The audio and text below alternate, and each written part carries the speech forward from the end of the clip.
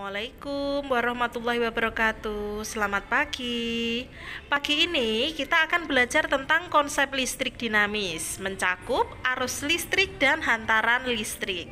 Pertemuan sebelumnya kalian telah belajar tentang hukum Coulomb ya. Nah, pagi ini tentang listrik dinamis. Listrik dinamis itu bermanfaat dalam kehidupan kita ya. Contohnya, kalian bisa melihat banyak sekali lampu, rangkaian lampu. Nah, lampu pertama ditemukan oleh Alva Edison, dikembangkan oleh Hans Christian Ørsted dan Michael Faraday. Ketika ilmuwan tersebut mengembangkan bola lampu. Nah, jika kita memperhatikan lampu atau peralatan elektronik lain, maka akan terlihat bahwa lampu tersebut selalu terhubung dengan kabel atau arus listrik. Nah, saat bisa menyala, itu lampu membutuhkan baterai atau sumber tegangan. Nah, ini gambar ya. Ada generator, baterai, dan aki. Nah, kemudian arus listrik. Kalian pernah menyalakan lampu di rumah? Pasti pernah dan setiap hari. Nah, saat menyalakan satu lampu, satu saklar, akan menyala satu lampu. Namun ada juga yang satu saklar semua lampu nyala. Nah, ini sebenarnya sama Kak. Yang berbeda adalah pengaturan pemasangan. Yang bareng nyala semua itu secara seri, sedangkan yang setiap kamar berbeda-beda itu yang paralel. Nah, perhatikan video dari Ibu. Seorang kakak membuat suatu rangkaian. Dia menghubungkan kabel dengan lampu. Kemudian diisi dengan baterai atau sumber tegangan. Nah, rangkaian seperti ini disebut sebagai rangkaian listrik tertutup dan bisa menyalakan lampu. Diperjelas oleh gambar lab virtual ya. Ini lampu, titik-titik kecil yang seperti atom itu digambarkan sebagai elektron. Nah, ujung kawat penghantar yang memiliki banyak elektron akan terhubung dengan kutub negatif baterai. Nah, menghasilkan potensial listrik yang rendah. Sedangkan ujung kawat penghantar lainnya yang memiliki sedikit elektron terhubung dengan kutub positif itu berpotensial tinggi. Arus listrik hanya bisa mengalir jika terjadi perbedaan potensial dari potensial tinggi menuju ke potensial rendah. Arah arus listrik selalu berlawanan arah dengan arah elektron. Paham? Arah arus listrik selalu berlawanan arah dengan arah elektron. Nah, kalau elektron dari kiri ke kanan seperti gambar, berarti arah I-nya itu justru dari kanan menuju kiri. Arus listrik dirumuskan dengan Q dibagi T. I sama dengan muatan listrik dibagi waktu, di mana I satuannya ampere, Q satuannya Coulomb, T satuannya sekon,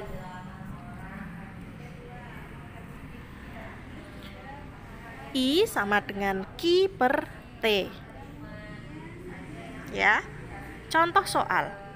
Arus listrik sebesar 5 mA mengalir pada suatu kawat penghantar selama 0,1 sekon. Berapa besar muatannya? Yang diketahui I sama dengan 5 mA atau 0,005 ampere.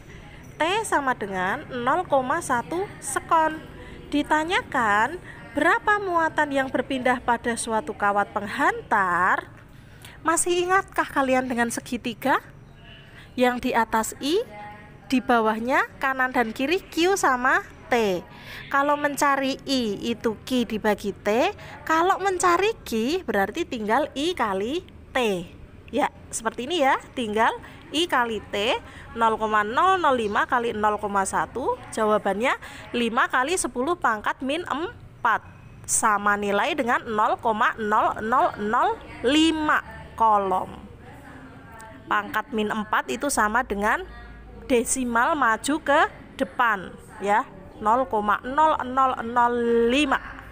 Seperti itu. Ada yang bingung? Enggak ya? Berarti kalau mencari T bagaimana? I dibagi Q. Sekarang hantaran listrik. Sering kita mendengar bahwa listrik dapat mengalir pada kabel. Pernyataan bahwa listrik mengalir sebenarnya berkaitan dengan muatan yang berpindah atau elektron yang berpindah. Perpindahan elektron pada suatu bahan akan menghasilkan arus listrik yang arahnya berlawanan dengan arah gerak elektron. Ya kan? Nah, nih, sering kita melihat orang menggunakan kabel untuk menghantarkan arus listrik dari ujung ke ujung lainnya. Ya kan? Nih, kabel itu biasanya terbuat dari bahan tembaga atau perak, dilapisi oleh karet. Siapa yang pernah ngelupas kabel? Pasti isinya seperti gambar ya. Nah, ini karena bahan yang ada di dalam kabel itu memiliki daya hantar listrik yang bagus. Nah, bahan-bahan tersebut Kak, itu sesuai dengan harga juga. Semakin mahal suatu bahan yang bisa menghantarkan listrik, maka hambatan jenisnya rendah dan bagus. Listrik bisa melewati dengan bagus. Nah, konduktor listrik. Agar arus listrik dapat disalurkan dengan baik, maka dibutuhkan bahan yang mampu menghantarkan arus listrik dengan baik. Seperti apa? Seperti tembaga, perak, dan emas.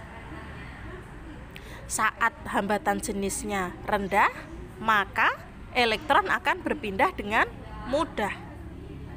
Ya. Konduktor listrik yang baik itu Kak, ada bongkahan ya di situ, tembaga, perak, dan emas. Emas itu menghantarkan listrik dengan sangat baik. Namun karena harganya sangat tinggi, maka jarang digunakan di kita. Ya.